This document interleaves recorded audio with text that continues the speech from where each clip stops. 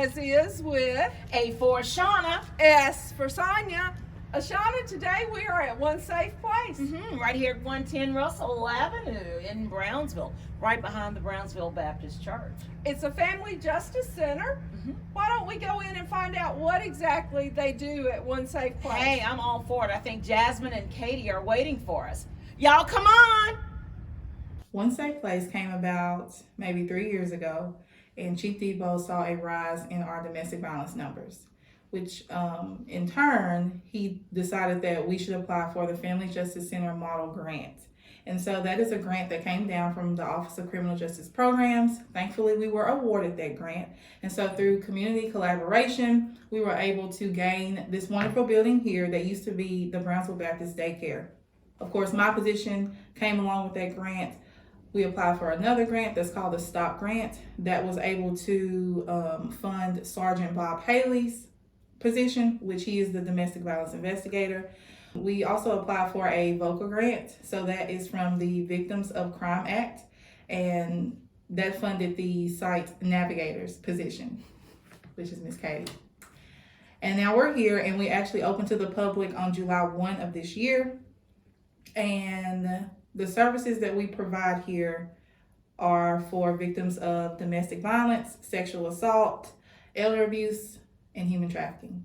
My job is to oversee the functions of the Family Justice Center. So that is with the partnerships, the client intake, security, marketing and outreach, budget and funding. So all of those things that goes into the functions of One Safe Place. As the navigator, the individuals that come into the center see me first. So when they come in, I get a very brief understanding of what it is that happened and why they are here. And it's very important that I don't hear the full story of why they're here, because ultimately that can re-traumatize an individual. And what's more important is that our officer hears that full story if they're filing a police report or an order of protection, and or our advocate, so that our advocate can provide the best long-term services for that person after they leave here. We have 2 investigators from the Brownsville Police Department. Sergeant Bob Haley is the domestic violence investigator, and Sergeant Tony Rankin is the special victims investigator.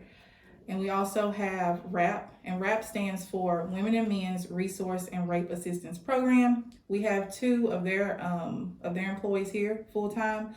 Ms. Barbara Hobson is the Haywood County Domestic Violence Response Manager, and Mr. Dylan Purvis is the Haywood County Domestic Violence Response Specialist. Since opening, we have served 36 individuals, and we opened on July 1st of 2021. In Haywood County, there is an overwhelming issue with domestic violence.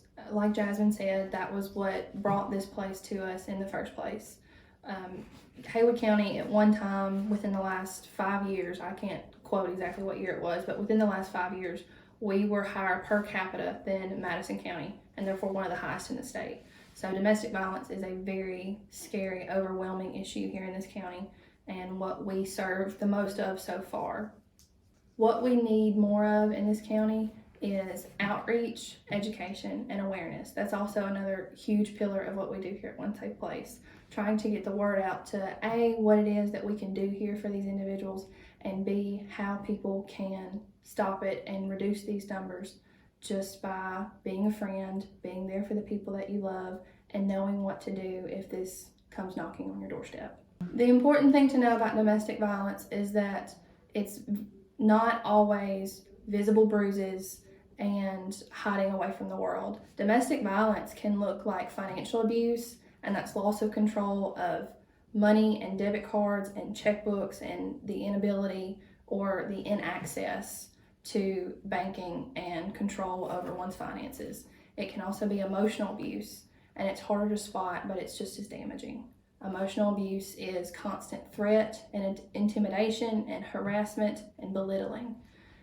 Those are, of course, the scars that we can't see. And then, of course, physical abuse, which, while it might be more noticeable, is no more damaging to the individual than any other form of abuse. So one myth of domestic violence is that it's always the woman. The woman is always the victim, and that is not the case. Men can be victimized as well. The second myth is that, it started out small and it won't happen again. It was just a shove. Okay, well, that shove can turn into a big push, and then that big push can turn into a hit, and then the hit can turn into something that is, very life-threatening. And so there is, it progresses. And so if it happens, and even if you think it's small, it can turn into something larger than that. And so that's why we're here, to serve those victims. No matter what stage a person is in regard to what they're experiencing, whether it's maybe those early stages of they're being threatened and they're nervous and they're wondering, is this really what I think it is? Or if it's fully escalated and they are living in total chaos. Regardless of whatever it is that is going on, we very much encourage, number one, for people to come forward within reason. Of course, we always know that it's not always safe for that individual. Their safety is one of our top priorities. Another one of our top priorities is, of course, confidentiality.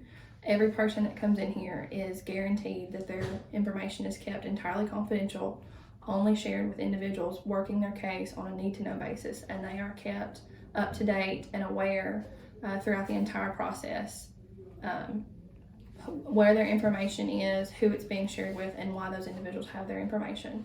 And if at any point that person wants to withdraw and no longer receive services, pull back, if they're not interested, they drive the bus the entire time. And we make it very clear to them that their independence and their comfort is, again, one of our top priorities. We want the people who come to see us to know that we are on their team, no matter what that looks like. So a major part of what we do here is that we try to always be mindful of our big three missions: protect, prevent, empower. So in coming in to see us, hopefully we are able to protect them from being a victim again.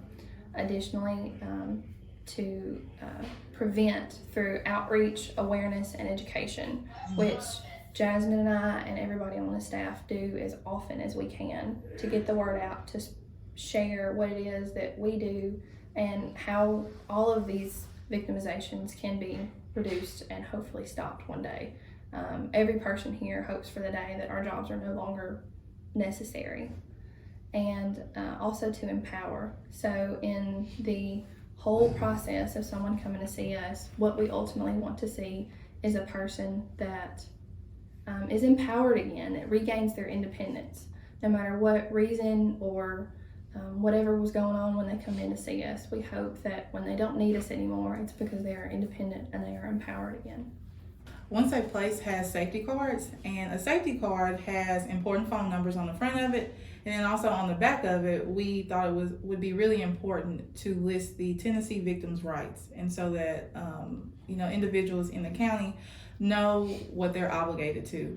The community can help us by, of course, giving out safety cards, our brochures, also letting us maybe come speak. Number one biggest way that an individual can help is to, if you encounter someone that you love, that you know, or that you don't know that is going through this, any of these sorts of victimizations, and you want to know how to help, give them our address, give them our phone number, tell them where to go. Mm-hmm. Domestic violence does not discriminate by age, race, socioeconomic status, sexuality, gender. It can affect any of us. Well, Sonia, what do you think? I think it is so important that we have something like this in our community. I know. A safe place at that. Yeah, you're exactly right with that. Yeah, safe place for people who don't know how to get out of situations. This is where to come. That's it. Well, until later. Until later. Bye y'all.